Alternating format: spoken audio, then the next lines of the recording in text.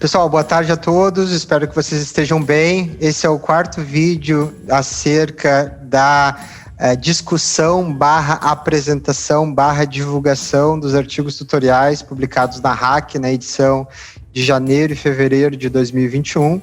Hoje eu vou ter o prazer de conversar com os autores do quarto artigo, professor Luciano Rossoni, Cleiton, Mônica e Alex. Eu não tenho certeza que eu falei a ordem de coautoria correta, peço desculpa. E, bom, hoje nós vamos fazer, então, a discussão / apresentação desse artigo dos nossos queridos autores. Então, obrigado, pessoal, pela aceitação de estarem aqui comigo nesse bate-papo breve acerca do artigo de vocês. Já deixo aqui, obviamente, meus parabéns pela aceitação do artigo tutorial, um dos primeiros publicados na RAC, também um dos primeiros do Brasil. E, bom, eu gostaria, então, de começar o nosso bate-papo fazendo uma pequena pergunta, pedindo um pequeno esclarecimento em relação ao artigo tutorial de vocês. Bom, o título dele é Mapeando Esquemas da Cultura Organizacional por meio da análise de classes correlacionais, um tutorial. Eu gostaria de começar a nossa conversa pedindo para vocês explicarem um pouquinho sobre o que o artigo trata, quais são, né, qual é o método desenhado no artigo, o que o artigo está tutoriando de fato. Perfeito. Obrigado, Henrique, pela oportunidade. Acho que a gente pode fazer o seguinte, eu vou começar a fazer comentários a respeito do que o trabalho se trata, aí os demais colegas, se eles quiserem complementar, fiquem à vontade, tá bom? Então, assim, do artigo, basicamente, foi apresentar especialmente para o público brasileiro como utilizar uma técnica, na verdade, que não necessariamente um método, de criar e de produzir classes correlacionais. Qual a implicação disso? Se a gente for pensar a ideia de classes correlacionais, nós temos dois elementos que nós temos que levar em consideração. O primeiro deles é qual elemento teórico, qual preocupação teórica que essa técnica remete. E segundo, em termos metodológicos e empíricos, o que isso implica. Então, primeiro eu vou falar em termos mais abstratos, teoricamente, qual a importância da análise de classes correlacionais, e depois eu falo um pouquinho mais detalhadamente das implicações metodológicas empíricas. Em termos de teoria, boa parte da pesquisa psicométrica ou sociométrica, ela envolve o quê? Você aprender interpretação e significado das pessoas, atores organizacionais ou não, sobre as coisas. Então, as pessoas avaliam, têm atitude em relação a vários itens do mundo, sobre trabalho, sobre as práticas do dia a dia, sobre investimento, sobre escolha, sobre consumo. E como isso é tratado na literatura? Na literatura, tudo isso é tratado como variáveis que remetem a conceitos de uma forma muito essencialista. O que significa nessa forma essencialista? As variáveis e os conceitos, eles bastam por si só. Então, essa é uma ideia que é predominante na psicologia comportamental, na psicologia tradicional, em boa parte dos métodos que usam a resposta do indivíduo, a resposta atitudinal para avaliar qualquer fenômeno. E tendo isso, se ela parte de uma noção essencialista, o que ela ignora? Ela ignora algo na natureza humana e que todo nosso julgamento, que toda a nossa compreensão é sempre em relação a algo. Então, o que o método de análise correlacional traz é uma importante implicação não somente teórica, mas envolve uma própria concepção deontológica da realidade que parte do pressuposto que todo julgamento que nós fazemos remete a outras coisas. Por exemplo, se eu tenho uma opinião sobre aborto, essa opinião sobre aborto ela vai estar relacionada a algumas concepções morais que eu tenho sobre família, sobre afeto, sobre o direito da mulher, sobre onde vai o direito à individualidade, qual o papel do Estado. Então, se essas coisas têm relações, elas importam, se eu avalio o aborto ou o julgamento sobre aborto como um item isolado, ele vai ser parcialmente explicado.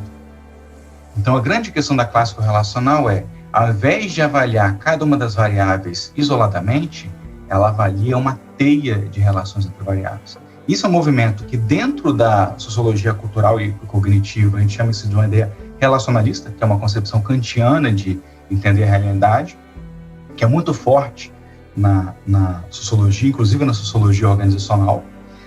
E na psicologia, esse movimento vem chamando de mutualismo. Inclusive, na psicologia, na psicometria, eles estão buscando novas formas de explicar a inteligência usando métodos muito similares que nós estamos usando.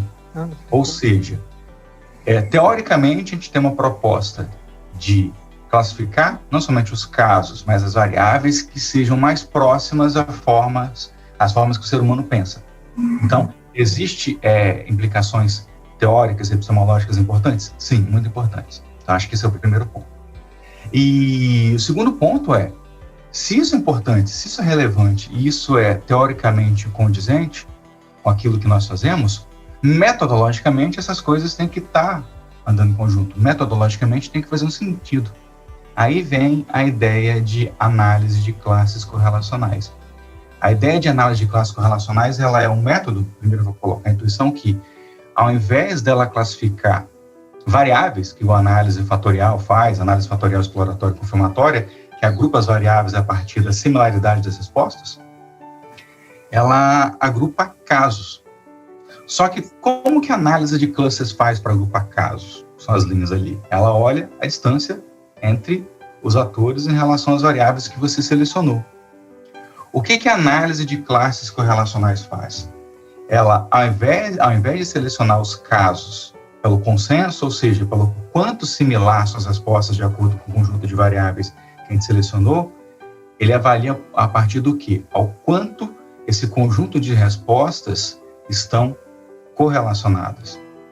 Ou seja, ele considera tanto a aproximação positiva como negativa. E por que isso importa?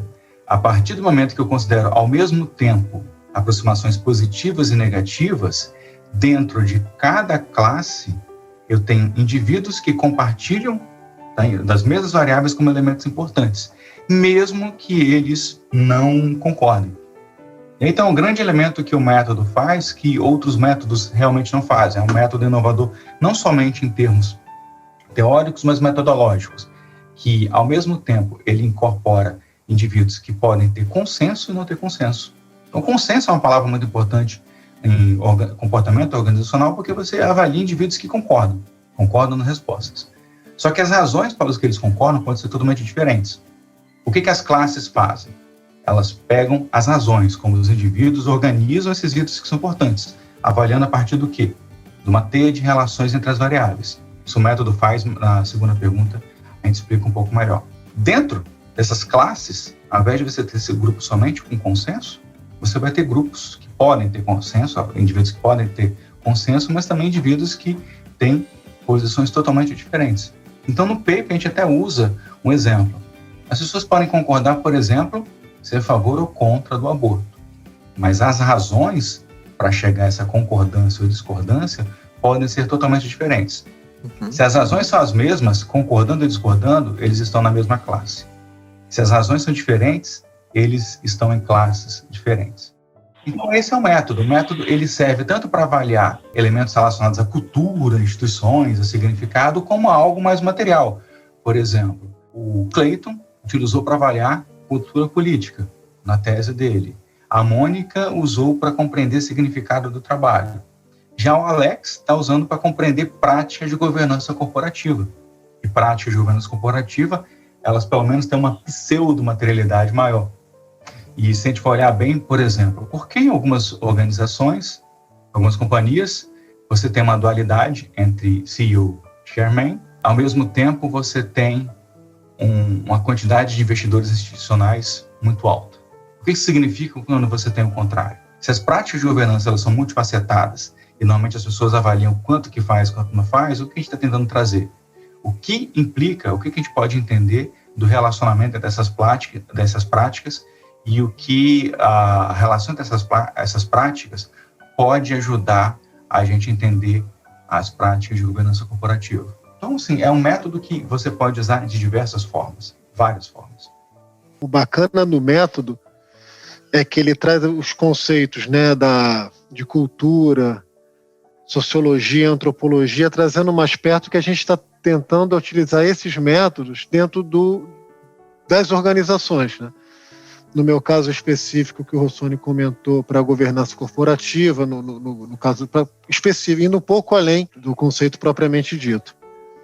Legal, pessoal, obrigado. Deixa eu fazer uma segunda pergunta para vocês. Então, eu sei que o Luciano deu alguns spoilers já sobre essa pergunta, mas se vocês de repente pudessem, enfatizar ou deixar de uma forma mais objetiva para quem estiver nos assistindo, quais são as principais diferenças, características, as principais vantagens de se utilizar um modelo de análise de classes correlacionais? Eu sei que o Luciano tocou, né, em algumas delas, mas de repente se vocês pudessem elencar se existem outras vantagens, outras características que tornam esse método único, isso seria interessante para a gente. Essa parte é bem simples, mas apesar de ser simples, ela demorou muito tempo a ser desenvolvida. A análise de classes correlacionais é uma técnica para você definir o quê? Grupos, agrupamentos. Qual é o método tradicional de agrupamentos? Análise de classes e todas as suas variações. Só que qual o problema da análise de classes? Quando você agrupa os casos em que você tem menor distância possível entre eles, qualquer tipo de análise adicional que você quer fazer, ou modelo de regressão dentro dos grupos, ou qualquer outro modelo de dependência, é impossível. Por quê? Porque você não tem variabilidade. Então, o que a análise de classes correlacionais faz? Ao invés de selecionar pela similaridade, pela coesão, ela seleciona pela similaridade, que a gente chama de similaridade esquemática, ou seja, indivíduos concordando ou discordando, desde que eles elencam as mesmas questões, as mesmas variáveis como importantes, eles vão estar na mesma classe. Então, a grande sacada aí é que ela capta uma heterogeneidade não observada, dividindo a amostra em subamostras, em que dentro de cada uma dessas amostras a gente consegue fazer um conjunto de análises usando técnicas de dependência, como regressão, dados em painel. Então, assim, na hora que você faz as classes, ele considera ao mesmo tempo a similaridade dos casos. Para você compreendê-las, você também tem que ir às variáveis. Então, isso o método nenhum faz. Se procurar algum método busca uma similaridade que fuja a coesão, você não vai identificar. Então, foi um método que foi desenvolvido utilizando alguns algoritmos de análise de redes sociais. O principal dele é do Newman, de 2005, que tem até algumas críticas, que inclusive a gente está tentando lidar com elas para tentar algoritmos mais robustos. Mas, se você quer dividir as classes e tentar entender como cada uma dessas classes se organizam, ou seja, como subamostras da sua amostra se organizam, porque elas são heterogêneas, o método de análise de classes correlacionais é indicado.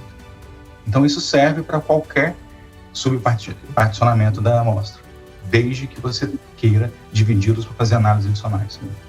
É uma técnica de tratamento dos dados. Você cria classes ou grupos. Você não faz análise nenhuma. Ele prepara os dados para você fazer outras análises. Uma análise posterior.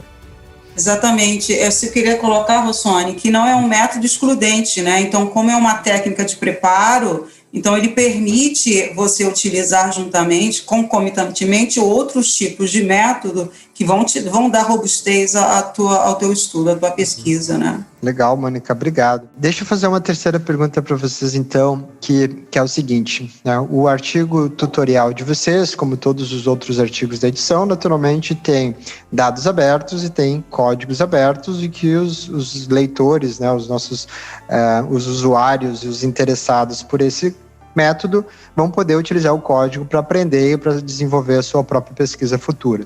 Naturalmente, com base nessa liberdade, né, dada a partir da Open Data e do Open Code do artigo de vocês, naturalmente, alguns problemas, algumas recomendações possam ser feitas para boa utilização desse código elaborado por vocês. Então, a minha pergunta é a seguinte: quais seriam essas boas práticas? Quais seriam essas recomendações de boa utilização do código de vocês? Vocês poderiam passar para quem estiver nos assistindo? Perfeito.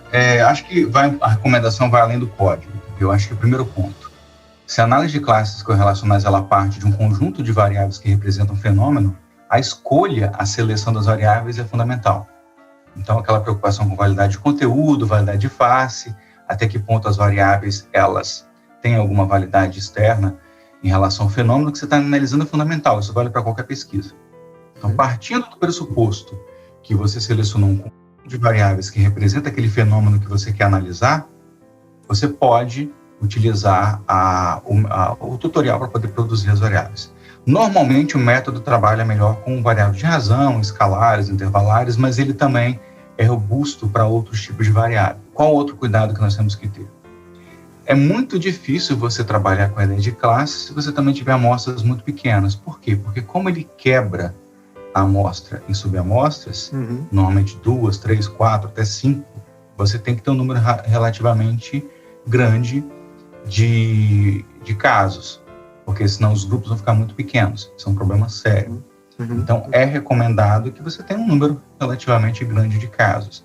Nas nossas pesquisas, o que teve o menor número de casos foi exatamente o trabalho da RAC, que foi em torno de 234, se eu não me engano. Mas todos os outros estudos que nós fizemos, a amostra era maior do que 1.000 casos. Então, esse problema nós não tínhamos. Feito isso, quais são as preocupações? A análise de classes correlacionais, ela vai fazer o quê? Ela vai comparar caso a caso. Da comparação caso a caso, ela vai criar classes. O algoritmo cria as classes e fala, nós temos tantas classes. Só que algumas dessas classes, elas entram em colapso. Por quê? Em alguns casos, isso é um erro, inclusive, às vezes o respondente responde com preguiça, responde sempre a mesma resposta, aquela coisa toda.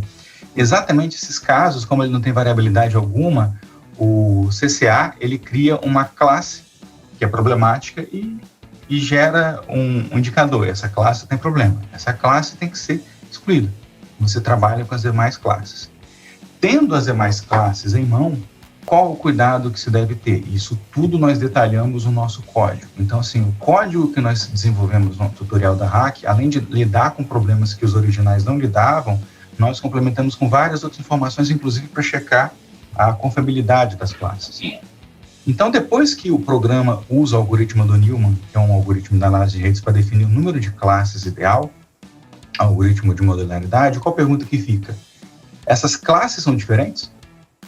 Então, para checar se essas classes são diferentes, a gente tem que usar um método para comparar a correlação dessas classes. Então, existem vários métodos, normalmente o pessoal usa o CFA. O Clayton, ele produziu uma parte do código, a gente baseado em alguns autores de psicologia, que eles comparam correlações, é algo também incorporado no R, e toda vez que você gera classes, você tem que comparar se de fato essas classes se diferenciam. Se elas não se diferenciarem, você vai ter que fundir essas classes ou tentar outras alternativas. Tendo as classes em mão, qual uma outra preocupação que nós temos? Nós temos que verificar se existe alguma variabilidade, ou seja, se a gente comparando os valores mínimos e máximos, nós temos um número razoável de variabilidade. Se não houver variabilidade, houver grupos muito coesos, você não vai conseguir fazer algumas análises mais robustas. Então, esse tipo de checagem é um terceiro item que é muito importante fazer. E tem um quarto item, que não está no tutorial, mas é alguma coisa que a gente está desenvolvendo. A explicação que as classes dão, como moderadoras ou como mediadoras, não necessariamente remetem à diferença de como as variáveis são organizadas, mas sim a diferença de média. Então, o que a gente vem incorporando nas nossas análises? A gente vem incorporando um tratamento quase experimental de fazer um match, ou usar o propensity scoring para poder balancear essas classes para ter resultados em que, pelo menos não dá para garantir, mas que a influência das classes seja em relação a como elas organizam as variáveis, e não as diferenças de média entre as variáveis que compõem entre si. Uma qualidade que o tutorial que nós vamos ser, nós tentamos ser o mais detalhados possíveis, com o maior número de instruções possíveis, referenciando no documento e com instruções muito claras de quais são os parâmetros e quais elementos têm que ser checados.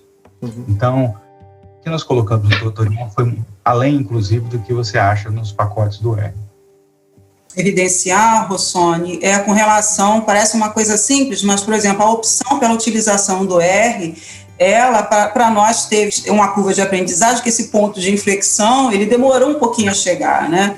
Então, você tem que conhecer minimamente dos preceitos do R para poder operar da forma como a gente conseguiu. Então, é importante que haja uma dedicação, um conhecimento mínimo da linguagem, desse tipo de linguagem, né?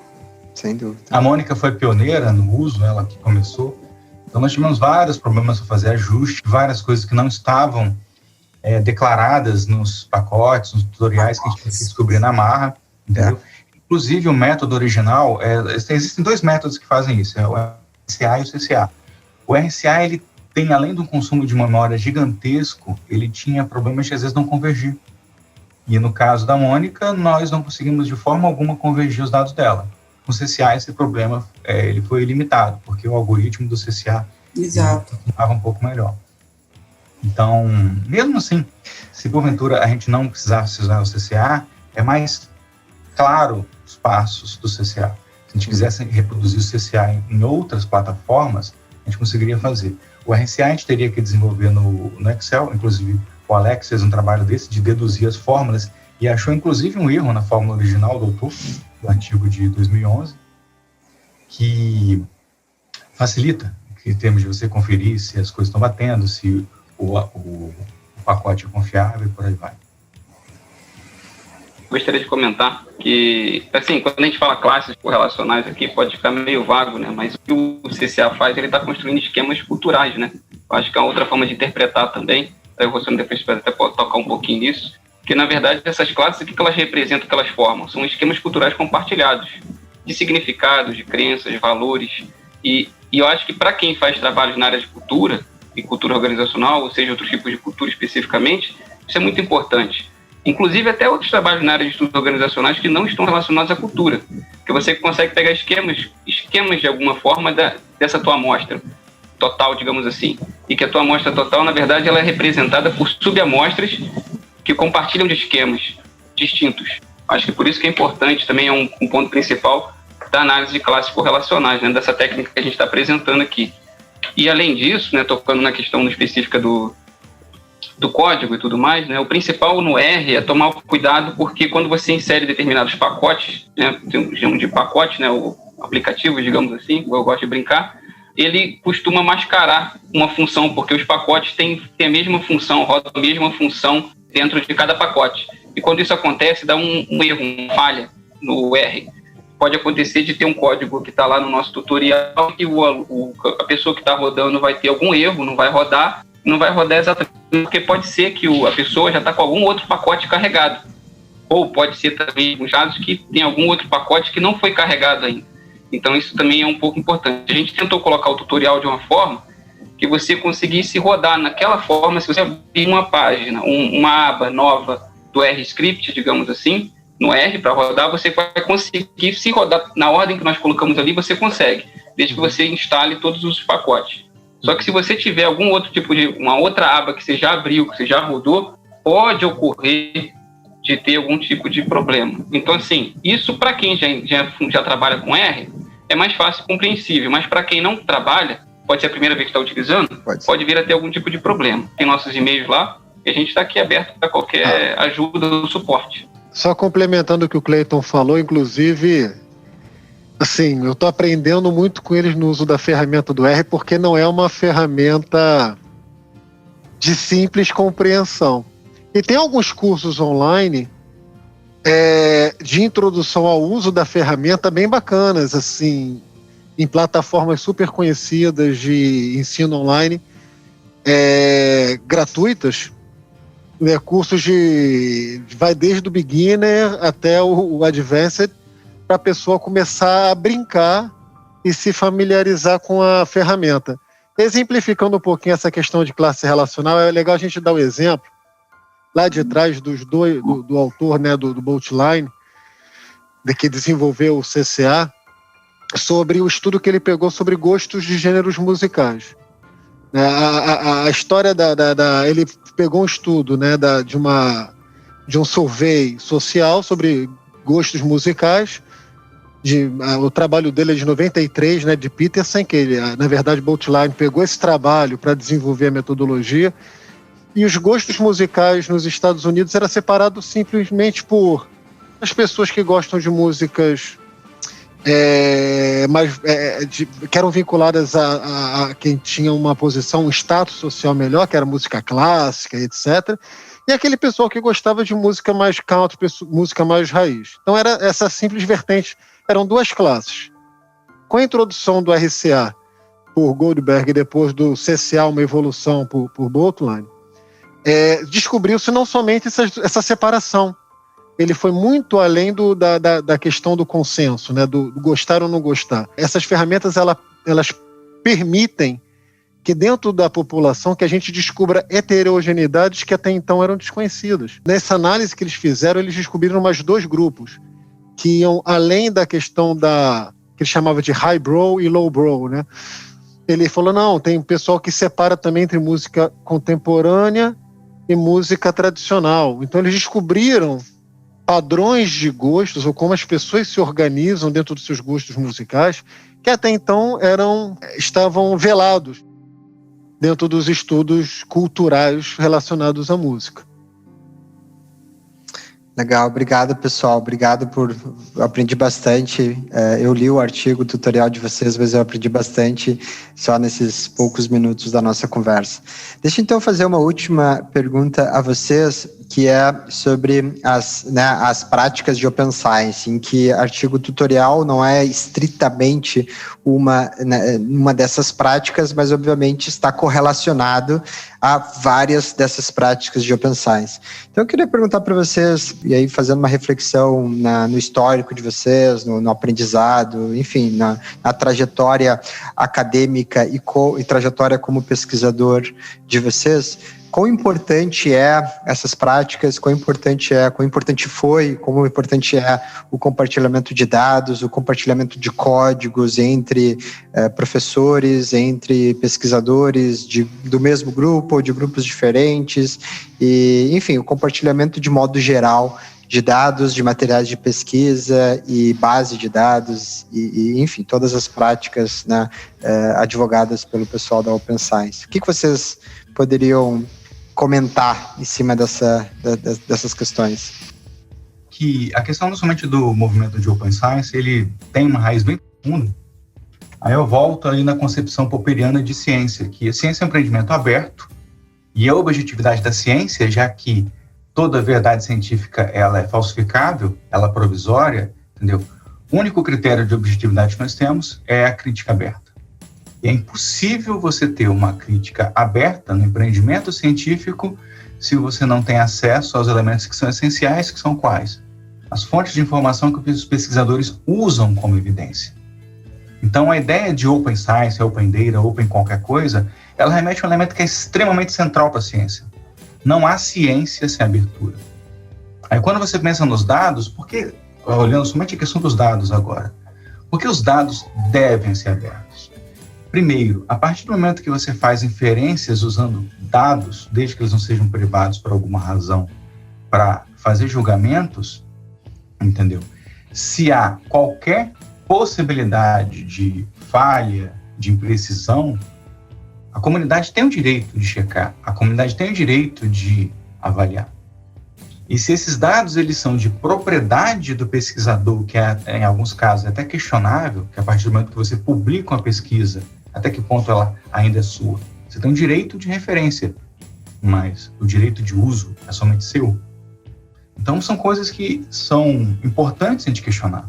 Uma abertura maior de dados, não somente isso facilita você checar questões relacionadas à confiabilidade do que é produzido na ciência. A gente está vendo vários problemas agora com algumas pesquisas que foram feitas acerca do coronavírus, de que algumas fontes, os primeiros estudos podem até estar certos, mas por terem os dados não serem abertos, questionou se os artigos foram retratados, especialmente o artigo que saiu na JAMA.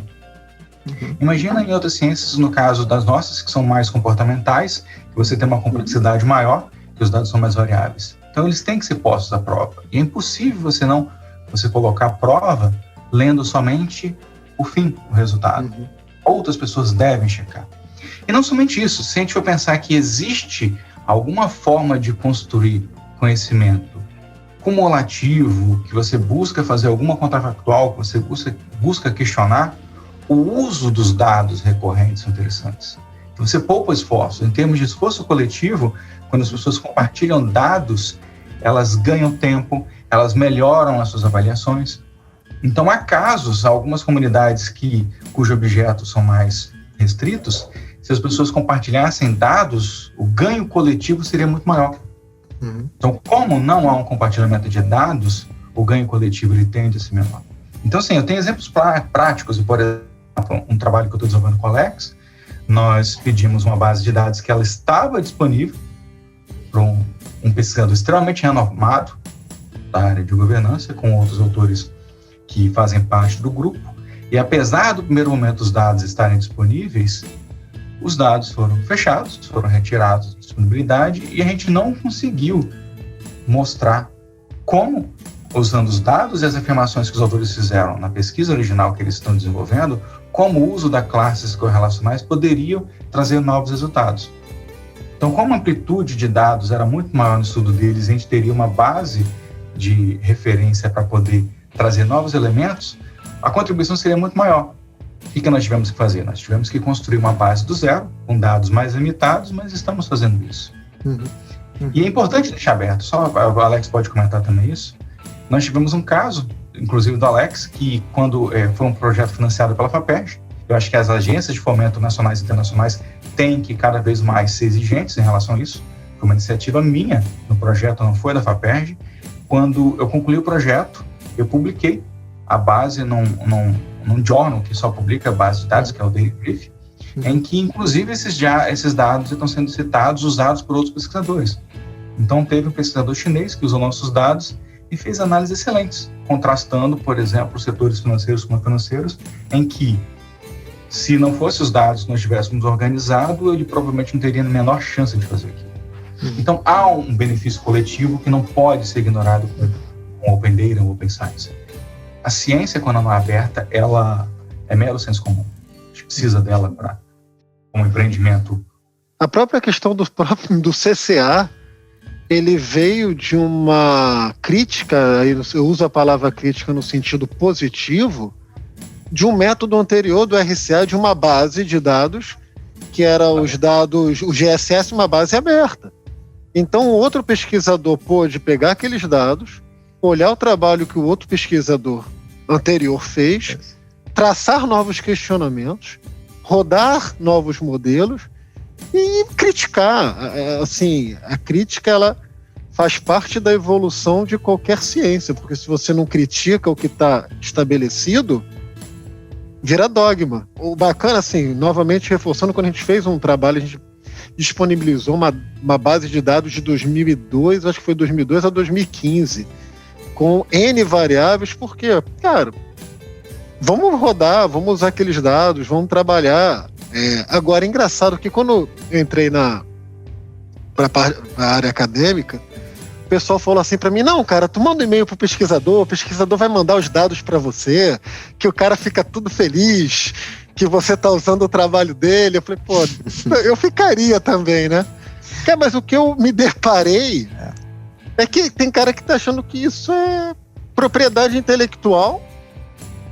Ele coloca, expõe as coisas, tipo assim, e detalhe, quando você tem uma base de dados, você está explorando todo o potencial daquela base de dados, porque de repente tu começa a pesquisar uma outra coisa e aquilo acaba ficando meio que engavetado, aí você usou um potencial daquilo, 30%, 40%, do que aquilo pode ser utilizado para outras divisões da ciência. Não só, de repente, organizações, mas o cara pode pegar o teu dado, reinventar o teu dado, reutilizar o teu dado, e você acaba deixando aquilo engavetado e aquilo morre no teu HD. Morre com você, quando ele você não explora o potencial de tudo que teria para dar. Pessoal, obrigado. Fiquei muito entusiasmado com a nossa conversa. E tenho certeza que o pessoal que está nos assistindo também. Tenho certeza que o pessoal saiu satisfeito e aprendeu bastante do nosso bate-papo. Eu deixo meu agradecimento mais uma vez para vocês por terem disponibilizado o seu tempo para conversar aqui com a gente. E eu deixo também o convite a quem estiver nos assistindo. A série ainda não acabou, ainda nós temos mais um artigo que a gente vai ter um bate-papo com os autores. E fiquem ligados que a gente vai voltar para o fechamento da série de artigos, da edição de artigos tutoriais publicados na RAC. Obrigado, pessoal, e até a próxima.